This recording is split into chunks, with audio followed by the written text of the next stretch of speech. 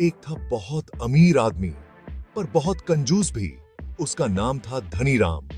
धनीराम के पास बेशुमार दौलत थी, लेकिन वो उसे खर्च करने से कतराता था।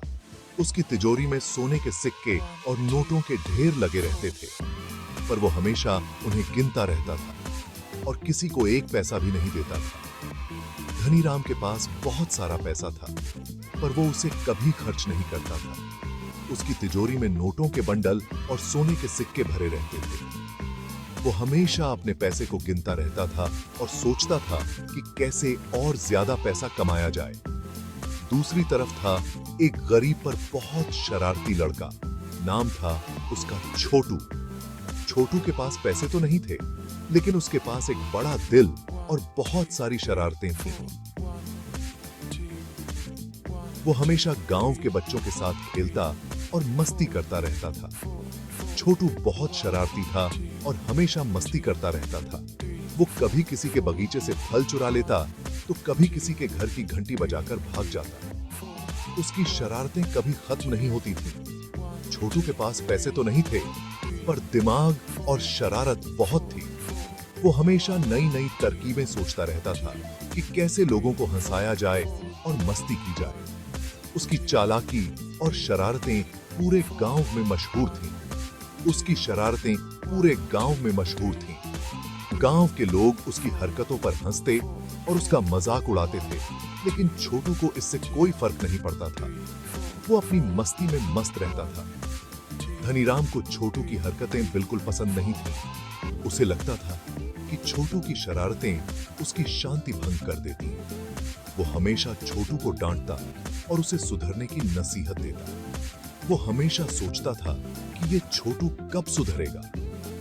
धनीराम को लगता था कि अगर छोटू अपनी शरारतें छोड़ दे और कुछ काम करे, तो उसकी जिंदगी बेहतर हो सकती है। लेकिन छोटू को अपनी मस्ती और शरारतों से बहुत प्यार था।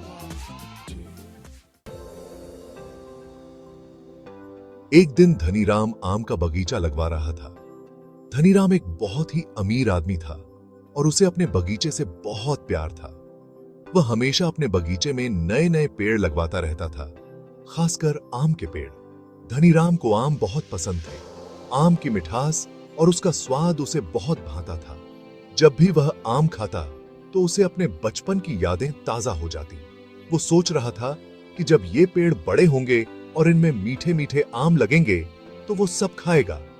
धनीराम की आंखों में एक चमक थी और वह अपने भविष्य के बगीचे की कल्पना कर रहा था, जहां हर तरफ आम ही आम होंगे। तभी वहां छोटू आ गया। छोटू एक गरीब लड़का था जो पास के गांव में रहता था। उसे बगीचों और पेड़ों से बहुत लगाव था और वह अक्सर धनीराम के बगीचे के पास खेलता था। छोटू ने देखा कि धनीराम आम के पेड़ लगवा रहा है।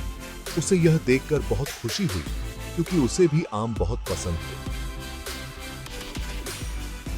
वह सोचने लगा कि जब ये पेड़ बड़े होंगे, तो वह भी इन आमों का आनंद ले सकेगा। छोटू ने सोचा, वाह, मजे करने का मौका मिल गया। उसकी आंखों में एक चमक थी और वह धनीराम के बगीचे में आम के पेड़ों को बढ़ते हुए देखने के लिए उत्सुक था। शायद एक दिन वह भी धनीराम की तरह अपने बगीचे का मालिक बन सकेगा। कुछ दिन बाद आम के पेड़ों में फल आ गए। धनीराम बहुत खुश था। उसने अपने बगीचे में लगे आम के पेड़ों को देखकर बहुत गर्व महसूस किया। हर पेड़ पर लटकते हुए पीले पीले आम उसकी मेहनत का फल थे। वो हर रोज बगीचे में आता और आमों को देखकर खुश होता। धनीराम ने सोचा कि इस साल की फसल बहुत अच्छी होगी। वो अपने दोस्तों और परिवार को भी आम खिलाने की योजना बना रहा था। एक दिन धनीराम ने देखा कि कुछ आम गायब हैं। वो हैरान हो गया।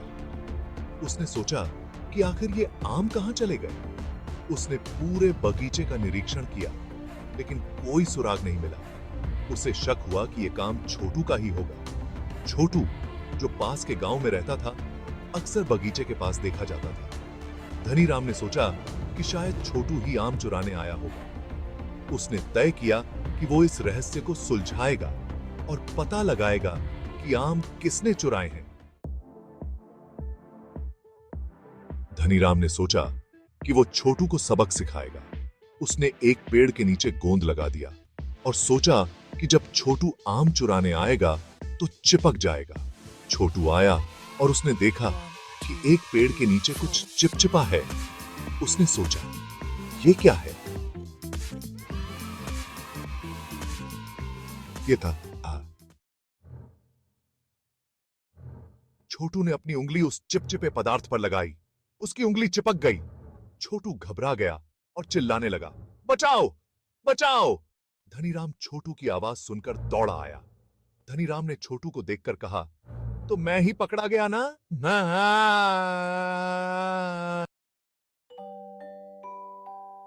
छोटू ने कहा, नहीं अंकल, मैं तो आपको बचाने आया था। देखो, एक चोर पेड़ पर चढ़कर आपके आम तोड़ रहा है। धनीराम ने ऊपर देखा। वो हैरान रह गया। एक बंदर पेड़ पर बैठा आम खा रहा था। धनीराम शर्मिंदा हो गया। उसे अपनी गलती का एहसास हुआ। धनीराम ने छोटू से माफी मांगी। उसने छोटू को कुछ पैसे दिए और कहा, जाओ, अपने लिए कुछ मीठा खरीदो। छोटू पैसे लेकर खुशी खुशी चला गया। धनीराम ने उस दिन से कंजूसी छोड़ दी। उसने सीखा कि दूसरों की मदद करने से ज्यादा खुशी मिलती है। हम कहीं से सी